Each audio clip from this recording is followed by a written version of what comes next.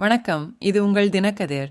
ஜூலை 23 இன் தேதி மத்திய பட்ஜெட் தாக்கல் செய்யப்படுவதை முன்னிட்டு தமிழக அரசின் 5 முக்கிய கோரிக்கைகளை செயல்தலைவர் ஸ்டாலின் கோடிட்டு காட்டியுள்ளார். இந்த கோரிக்கைகளில் 3 ஆண்டுகளாக நிலுவையில் உள்ள சென்னை மெட்ரோ ரயில் திட்டத்திற்கான நிதியை விடுவிக்க வேண்டும். மேலும் தாம்பரம் மற்றும் செங்கல்பட்டு இடையே மேம்பாலம் விரைவுச்சாலைக்கு ஒப்புதல் அளிக்கவும், நடுத்தர குடும்பங்களின் வருமான வரி சுமையை குறைக்கவும் அவர் வலியுறுத்தினார். கோவை மற்றும் மதுரை மெட்ரோ ரயில் திட்டங்களுக்கு மத்திய அரசு ஒப்புதல் அளிக்க வேண்டும் என்றும் ஸ்டாலின் எக்ஸ் பதிவில் வலியுறுத்தியுள்ளார். தமிழகத்தில் அறிவிக்கப்பட்டுள்ள ரயில்வே திட்டங்களை விரைவுபடுத்த வேண்டியதன் அவசியத்தை வலியுறுத்திய ஊரக மற்றும் நகர்ப்புற வீட்டு வசதி திட்டங்களின் கீழ் கட்டப்படும் வீடுகளுக்கான செலவின் வரம்பை அதிகரிக்க வேண்டும் என்றும் கேட்டுக்கொண்டார்.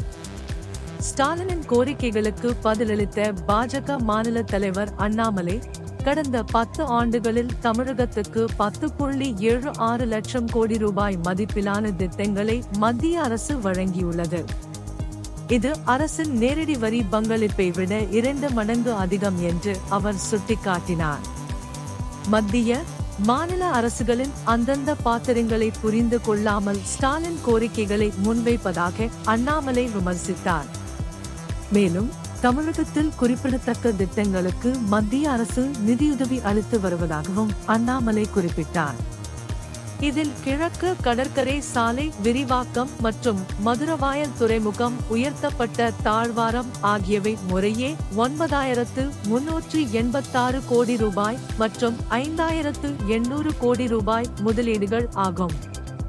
கடந்த 10 ஆண்டுகளில் தமிழகத்தில் தேசிய நெடுஞ்சாலை திட்டங்களுக்காக மத்திய அரசு 2 லட்சம் கோடி ரூபாய் ஒதுக்கீடு செய்துள்ளது என்றும் அவர் குறிப்பிட்டார்.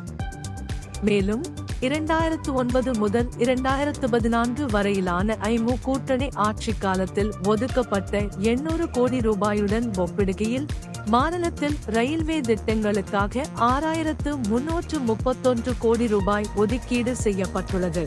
இது உங்கள் தினக்கதிர். நன்றி.